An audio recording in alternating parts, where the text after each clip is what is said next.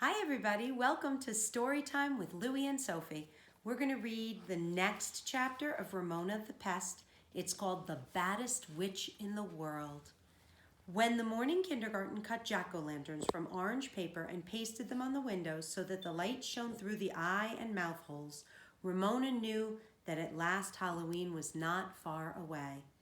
Next to Christmas and her birthday, Ramona liked Halloween best. She liked dressing up and going trick-or-treating after dark with Beezus. She liked those nights when the bare branches of trees waved against the streetlights and the world was a ghostly place. Ramona liked scaring people, and she liked the shivery feeling of being scared herself. Ramona had always enjoyed going to school with her mother to watch the boys and girls of Glenwood School parade on the playground in their Halloween costumes. Afterwards, she used to eat a donut and drink a paper cup of apple juice if there happened to be some left over. This year, after years of sitting on the benches with mothers and little brothers and sisters, Ramona was finally going to get to wear a costume and march around and around the playground. This year, she had a donut and apple juice coming to her. "Mama, did you buy my mask?" Ramona asked every day when she came home from school. "Not today, dear," Mrs. Quimby answered. "Don't pester. I'll get it the next time I go down to the shopping center." Remember what pester means? We harvested that word way back from this book because Mrs. Quimby often says, "Don't pester." Pester means to bother. So when you bother somebody, you pester them. "I'll get it the next time I go down to the shopping center." Ramona, who did not mean to pester her mother, could not see why grown-ups had to be so slow. "Make it a bad mask, Mama," she said. "I want to be the baddest witch in the whole world." "You mean the worst witch," said Beezus whenever she happened to overhear this conversation. "I do not," contradicted Ramona. "I mean the baddest witch." Baddest witch sounded much scarier than worst witch. And Ramona did enjoy stories about bad witches. The badder, the better. She had no patience with books about good witches because witches were supposed to be bad. Ramona had chosen to be a witch for that very reason. Then one day when Ramona came home from school, she found 2 paper bags at the foot of her bed. One contained black material and a pattern for a witch costume. The picture on the pattern showed the witch's hat pointed like the letter A.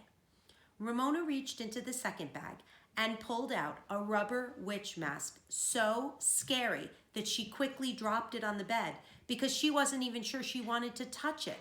The flabby thing was grayish-green color of mold and had stringy hair, a hooked nose, snaggle teeth, and a wart on its nose. Its empty eyes seemed to stare at Ramona with a look of evil. The face was so ghastly. That's the first word we're going to harvest. The word ghastly means causing somebody to have great fear, making someone afraid. So the face was ghastly. It made Ramona feel afraid. The face was so ghastly that Ramona had to remind herself that it was only a rubber mask from the dime store before she could summon enough courage to pick it up and slip it over her head. Ramona peeked cautiously in the mirror. We've done cautious too. What does cautious mean? Carefully. She peeked cautiously in the mirror, backed away, and then gathered her courage for a longer look. "That's really me in there," she told herself, and felt better. She ran off to show her mother and discovered that she felt very brave when she was inside the mask and didn't have to look at it. "I'm the baddest witch in the world," she shouted, her voice muffled by the mask. That's the second word we're going to harvest. The word muffled means that it's not loud because it's being obstructed. So I'm going to show you. Here I am talking. Here I am talking in a muffled voice. That was me talking in a muffled voice. And it wasn't loud because my hand was here. It kept me from being loud. My hand obstructed the sound.